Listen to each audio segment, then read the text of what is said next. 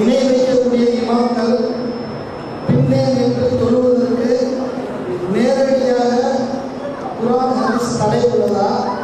அப்படி இணை வைப்பாளர்கள் பின்னே நின்று தொழக்கூடிய தொழுகைக்கும் இது போன்ற தௌஹீத் மர்கஸிலே இணை வைப்பாளர்கள் எதிர்க்கக்கூடியவர்கள் நடக்கக்கூடிய தொழுகைக்கும் மறுமையில் என்ன நிலைமை? தர்காவில் நடக்கக்கூடிய கல்லூரி வழிபாட்டை சட்ட ரீதியாக எப்படி நிறுத்துவது என்பது. அதாவது இணை கற்பிக்கக்கூடியவர்களை பின்பற்றி இமாமாக வைத்து தொழக்கூடாது என்பதற்கு நேரடியாக ஆதாரம் இருக்கிறதா அப்படின்னு அவர் கேட்குறார். அதாவது நேரடியான ஆதாரம் என்பது எல்லாத்துக்கும் மார்க்கத்தில் கிடைக்காது. இப்போ இந்த மைக்கில் பேசலாங்கிற நேரடி ஆதாரம் இருக்கா? நேரடி எப்படி இருக்கும்? இது ரசூல்லா காலத்தில் இருந்தால் தான் நேரடியாக அதுக்கு ஆதாரம் இருக்கும். ரசூல்லா காலத்துக்கு பின்னாடி எதெல்லாம் உண்டாகிறதோ அதுக்கெல்லாம் நேரடி ஆதாரம் இருக்காது. டிவி வைத்து கொள்ளலாமா? நேரடி ஆதாரம் இருக்குமா? டிவி வைத்துக்கொள் அப்படின்னு ரசூல்லா சொல்லியிருப்பாங்களா? அப்படி சொன்னால் அந்த காலத்து மக்கள் இதை விளங்கியாவது இருக்குமா? டிவின்னா என்னென்னு திருப்பி கேட்பாங்க, விளக்க முடியாது. அப்போ ஒரு விஷயத்தை நேரடி ஆதாரம் எதுக்கு கிடைக்கும் என்றால், எது நபியின் காலத்தில் இருந்ததோ அந்த விஷயத்துக்கு நேரடி ஆதாரம் கிடைக்கும். எது நபியின் காலத்தில் இல்லாமல் உருவானதோ, அது நிலைமையாக இருக்கலாம், பொருள்களாக இருக்கலாம், அந்த மாதிரி விஷயத்துக்கு நேரடி ஆதாரம் இருக்காது. இப்போ உதாரணமாக குடும்ப கட்டுப்பாடுன்னு இப்போ ஒரு மெத்தடு பண்ணுறான். இது குடும்ப கட்டுப்பாடு கூடும் அல்லது கூடாது, இப்படி நேரடியாக குர்ஆனில் இருக்குமா? ஹதீஸில் இருக்குமா? இந்த குடும்ப கட்டுப்பாடுங்கிற மெத்தட் அந்த காலத்தில் இல்லையே. இப்போ கண்டுபிடிச்சிருக்கிற நவீனமான சாதனங்கள்லாம் அந்த காலத்தில் கிடையாது. ஆனால் புதுசாக உருவாகக்கூடிய எதுவாக இருந்தாலும் அது கூடுமா கூடாதா என்று சொல்வதற்கான அடிப்படை குர்ஆன் ஹதீஸில் இருக்கும். நேரடியாக இருக்காது, ஆனால் அது கூடுமா கூடாதான்னு முடிவு செய்வதற்குரிய அடிப்படை எங்கே இருக்கு? குர்ஆன்லையும் ஹதீஸ்லையும் இருக்கும். அதனால இப்போ குடும்ப கட்டுப்பாடை பற்றி கேட்டிங்கன்னா நேரடியாக இல்லை தான். ஆனால் ரசூல் ஸல்லல்லாஹு அலைஹி வஸல்லம் காலத்தில் அந்த தாம்பத்தியத்தில் ஈடுபடும் பொழுது குழந்தை பெறாமல் இருப்பதற்காக வேண்டி என்ன செய்வாங்க? அவங்க வேறு ஒரு மாதிரியான ஒரு குறுக்கு வழியை கையாளுவாங்க. அது ரசூல் ஸல்லல்லாஹு அலைஹி வஸல்லம் தடுக்கலை. அதை வைத்து கொண்டு அந்த மாதிரி உள்ள அம்சமாக இருந்தால் கூடுன்னு இந்த காலத்தில் நம்ம என்ன செய்யலாம்? சொல்லலாம். அப்போ நேரடியாக இப்போ செய்யக்கூடிய இந்த வாசகடமி செய்யலாமா? காப்பர்ட்டி வைக்கலாமா? காண்டம் யூஸ் பண்ணலாமா? அல்லது இந்த மாத்திரைகள் போடலாமான்னா அப்படி கேட்டிங்கன்னா இதெல்லாம் நேரடியாக இதுக்கு ஒரு வசனத்தை காட்ட இயலாது, இருக்காது. ஆனால் கேமரால் வரைக்கும் இதான் மார்க்கம். அது கூடுமா கூடாதா என்பதற்குரிய அடிப்படையான ஆதாரங்கள் எதில் இருக்கும்? குர்ஆன் ஹதீஸில் இருக்கும். இப்போ நபிகள் நாயகம் காலத்தை பொறுத்த வரைக்கும் முஸ்லீமாக இருக்கிற ஒருத்தர் இணை கற்பிப்பவராக இருந்திருப்பாரா?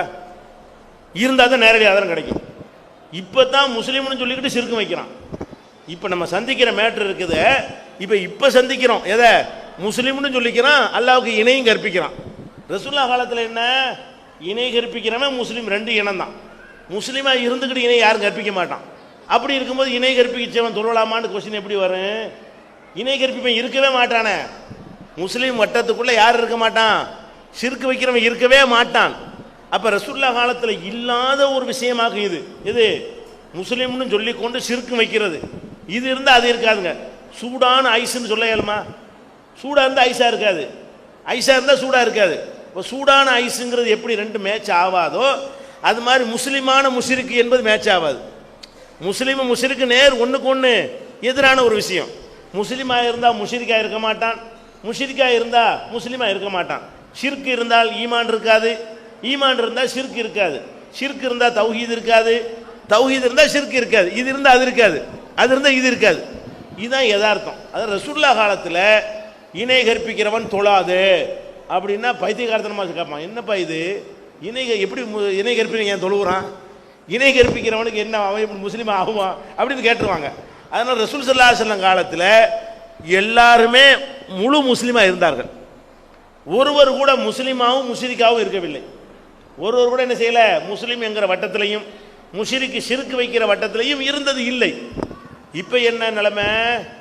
முஸ்லீம்னு பேரையும் வச்சுக்கிறான், தொழுவும் வர்றேங்கிறான், தர்காவுக்கும் போகிறேங்கிறான், அல்லாவேன்னு கூப்பிட்றான், அவுலியாவேன்னு கூப்பிட்றான். ஒன்று இருந்தால் ஒன்று இருக்கக்கூடாது. ஆனால் இன்றைக்கி என்ன நிலைமையாக இருக்கிறது பார்க்குறோம்.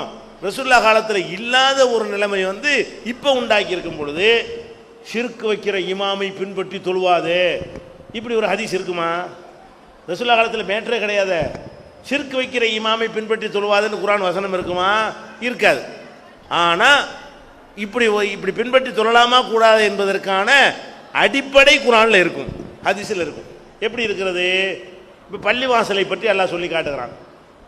பள்ளிவாசலை சொல்லும் பொழுது இன்னமா மாக்கானலில் முஷ்ரிக்கீன அன் யஅமுரு மசாஜித் அல்லாஹ், இணை கற்பிக்கக்கூடியவர்கள் அல்லாஹ்வுடைய பள்ளியில் எந்த நிர்வாகமும் பண்ணக்கூடாது. குர்ஆனில் வசனம் இருக்கிறது, அல்லாஹ்வுடைய பள்ளி வாசல்ல இணை கற்பிக்கிறவர்கள் எந்த ஒரு நிர்வாகமும் பண்ணக்கூடாது, அவங்களுக்கு தகுதி இல்லை, கூடாது. இது குர்ஆனுடைய கட்டளை. இப்போ நிர்வாகத்தில் தொழுவித்தல் அடங்குமா அடங்காதா? அது ஒரு நிர்வாகம் தான். அவர் குனிஞ்சா எல்லாரும் குனிகிறாங்க, அவர் நிமிர்ந்தா எல்லாரும் நிமிர்றாங்க, அவர் சலாம் கொடுத்தா எல்லாரும் சலாம் கொடுக்குறாங்க. அது ஒரு தலைமை தாங்கி நடத்தல் என்று நிர்வாகமாக இல்லையா? இன்னும் சொல்ல போனால் ரசூலுல்லாஹ் காலத்தில் பள்ளிவாச நிர்வாகம்னா நம்ம காலத்து நிர்வாகம்லாம் கிடையாது. ரசூலுல்லாஹ் காலத்தில் கரண்ட் பில் கட்டணுமா? இல்லை பள்ளிவாச நிர்வாகிகள் கரண்ட் பில் கட்டணும், ஒயிட் வாஷ் பண்ணணும், ஹவுலுக்கு தண்ணி பாய்ச்சி வைக்கணும், இது மாதிரியான இப்போ நம்ம ஃபேன்லாம் சரி பண்ணணும், ரிப்பேர் பண்ணணும், லைட் வாங்கி போட, இதெல்லாம் இருந்துச்சா ரசூலுல்லாஹ் காலத்தில்? வெறும் ஓலை கொட்டையும் ஒரு மண்ணில் என்ன போட்டு நிர்வாகம் பண்ண போகிறாங்க? அங்கே உள்ள நிர்வாகமே தொழுகை தான். நிர்வாகமே என்னது? தொழுகையை நடத்துகிற ஒன்று தான் அங்கே நிர்வாகமே தவிர இப்போ நம்ம பண்ணக்கூடிய நிர்வாகம் எதுவும் அந்த காலத்து பள்ளிவாசலுக்கு தேவைப்படவே இல்லை. இப்போ தான் பள்ளிவாசல் என்ன செய்யுது? நிர்வாகங்கிற பேரில் நிறைய நம்ம விஷயங்கள் நம்ம செய்ய வேண்டியதாக இருக்கிறது.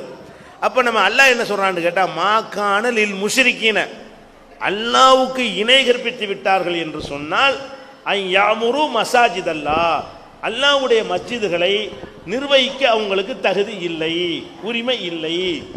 இப்போ பள்ளியில் ஒருத்தர் இமாமா போட்டிங்கன்னா அவர் அல்லாஹ்வுடைய பள்ளியை இப்போ நிர்வகிக்கிறாரா இல்லையா? அல்லாஹ் தகுதி இல்லைங்கிறானே. அல்லாஹ் யாருக்கு தகுதி இல்லைங்கிறான அவரை பற்றி நீங்கள் படினா என்னவாயிரும்? அது பெரிய குற்றமாகி போயிடும். இது என்ன செய்கிறது? ஷிர்க் வைத்து கொண்டு இந்த மாதிரி முஸ்லீம்னு ஒருத்தன் வந்தால் கூட உனக்கு நிர்வகிக்க அதிகாரம் இல்லைப்பா, அல்லாஹ் சொல்லிட்டான், நீ இமாமா நிற்க முடியாது பள்ளிவாசலில், உனக்கு தகுதியே கிடையாது. அவனுக்கு தகுதி கிடையாதுன்னு நீங்கள் ஏற்றுக்கிற கூடாதுன்னு அர்த்தம் தானே. அல்லாஹ் யாருக்கு தகுதி இல்லைன்னு சொல்கிறானோ அவரை நீங்கள் ஏற்றுக்கொள்ளவும் கூடாது. அல்லாஹ் தகுதி இல்லைன்னு சொல்வது எதுக்கு சொல்கிறான்?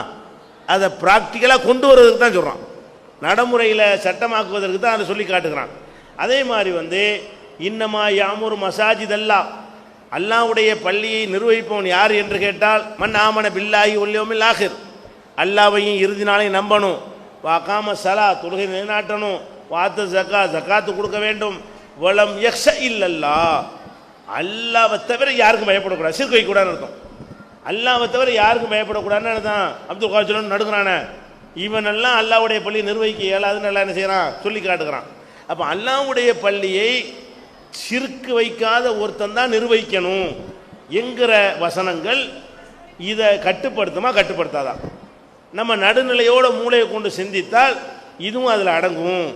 இணை கற்பி இன்னும் சொல்ல போனால் இதுக்கு வெள்ளை அடிக்கிறதும் பெயிண்ட் அடிக்கிறதும் எவன் செஞ்சால் நமக்கு என்னங்கிறேன், அது பெரிய பாதிக்குமா? இப்போ கூட நம்ம யாரை வச்சு இந்த வேலைலாம் வாங்கியிருக்கிறீங்க? எல்லாம் முஸ்லீம் கொத்தனாரா கட்டினார்? இதெல்லாம் எல்லாரும் முஸ்லீம் கொத்தனார் எல்லாம் முஸ்லீமா? இது நிர்வாகம் பண்ண லைட் மாட்டினவங்கள யாரும்? நம்ம ஊரில் விட முஸ்லீமாக இருக்கலாம், அனைத்து வீடுகளையும் அனைத்து பள்ளி வாசல்லையும் முஸ்லீமாக செய்கிறாங்க இதெல்லாம். அப்போ அல்லாஹ்வுடைய பள்ளி வாசல்களை கட்டுவது, பராமரிக்கிறது, மெயின்டைன் பண்ணுவது, வேறு கூரையை பிரிச்சுட்டு புது கூரையை மாற்றுறது, இதெல்லாம் யார் செய்வா? யாரும் செய்யலாம், கூலி கொடுத்து என்ன செய்யலாம், யாரும் செய்யலாம். இதை சொல்லவே செய்யலை மார்க்கம். அப்போ எது இபாதத்து அதுதான் நிர்வாகம். அப்போ நிர்வாகம் பண்ணக்கூடாதுன்னு சொன்னால் பள்ளி வாசலில் தொழுகையை நிலைநாட்டுறது தான் நிர்வாகமே. பள்ளிவாசலுடைய சிங்கிள் அஜெண்டாவே அதான். பள்ளிவாசலில் உள்ள ஒரே நிர்வாகமே என்னது? அல்லாஹ்வுடைய தொழுகை நிலைநாட்டுற ஒரு விஷயம்தான் இருக்குது அதில். அப்போ அதை செய்வதாக இருந்தால் ஷிர்க் வைக்கக்கூடாதுன்னு நல்லா சொல்லிவிட்டான். அவரையே ஒட்டுமொத்தத்துக்கு நம்ம அனைவருக்கும் தலைவராக ஏற்றுக்கிறது எப்படி? அவர் குனிஞ்சா நான் குனிவேன், அவர் நிமிந்தா நாம நிமிந்துவேன்னா இப்போ அல்லாஹ்வுடைய இந்த வசனத்துக்கு நம்ம கொடுக்கக்கூடிய மதிப்பு என்ன? இதை வைத்துத்தான் இது கூட கேட்டால் என்ன செய்வாங்க? நேரடியாக ஷிர்க் வைக்கிறாள் இமாமத் செய்யக்கூடாதுன்னு இருக்கான்னு கேட்பாங்க. அதான் யாரை கேட்டதான் அவர் கேட்டிருக்காரு, அப்படி சொல்லி கொண்டிருக்கிறார்கள். அதனால் இது அல்லாஹ்வை எதிர்த்து யுத்தம் செய்கிற மாதிரி தான் இது. அல்லாஹ் உன்னை செய்யக்கூடாதுங்கிற நீ என்னப்பா சொல்கிற? நான் வச்சுக்கிறது தான் செய்வேன், நீ யார் சொல்ல, நான் யார் கேட்க? அதனுக்கு அர்த்தம் இந்த மாதிரி ஆளை இமாமை வைத்து கொள்ளக்கூடாதுன்னு நல்லா சொல்கிறான். அவங்களுக்கு தகுதி இல்லைன்னு நல்லா சொல்கிறான். தகுதி இல்லைன்னு சொல்ல ஆளுக்கு நீங்கள் தகுதி இருக்குன்னா போர் தானே இது? அல்லாஹ்வுக்கு எதிரான யுத்தம் தானே இது? நீ யார் சொல்லி நான் யார் கேட்குறது? அப்போ நிர்வாகிகளாக இருக்கக்கூடியவர்களும் கூட ஷிர்க் வைக்கிறவங்கள என்ன செய்யக்கூடாது, ஒரு காலத்துலையும் அதை வந்து இமாமாக ஆக்கக்கூடாது. ஆக்கினால் அல்லாஹ்வுக்கு எதிராக நம்ம போர் செய்கிறோம், அவனுடைய பள்ளியை நிர்வகிக்கிறது யாருன்னு அவன் தீர்மானிப்பான். உங்கள் வீட்டில் உள்ள விஷயத்தை நீங்கள் நிர்வகிக்கலாம். அன்னல் மசாஜித லில்லா, பள்ளி வாசல் எல்லாமே அல்லாஹ்வுக்கு சொந்தம். அல்லாஹ்வுக்கு சொந்தங்கும் போது அதை யார் நிர்வகிக்கணும்னு அவன் தான் முடிவு செய்வான். முடிவு செய்து சொல்லிவிட்டான் உங்களுக்கு, நீங்கள் அதை மீறுறீங்க. அப்போ அல்லாஹ்வுடைய பள்ளியில் அவன் சொல்லக்கூடிய விதிமுறைப்படி ஆள் எடுக்காமல் நீங்கள் உங்கள் இஷ்டத்துக்கு ஆள் எடுத்தீங்கன்னா என்னவாகும், அது ஒரு வகையான அத்துமீறலாகத்தான் ஆகும். அதனால் அது பயங்கரமான குற்றம், அதை தவிர்த்து கொள்ளணும். ஷிர்க் வைக்கிறாங்கன்னு சொன்னால் அவங்கள இமாமாக ஏற்றுக்கொள்ளவே கூடாது. ஏற்றுக்கொண்டீங்கன்னா அவங்கள அல்லாஹ்வுடைய ஆலயத்தை நிர்வகிக்கிற தகுதி இருக்குது என்கிற அர்த்தம் வந்து குர்ஆனுக்கு மாற்றம். இப்படி தான் ஆதாரம் இருக்குது. நேரடியாக என்ன செய்யாது, அப்படி ஒரு ஆதாரம் கிடைக்காது. இந்த கந்தூரிகளை ஒழிப்பதற்கு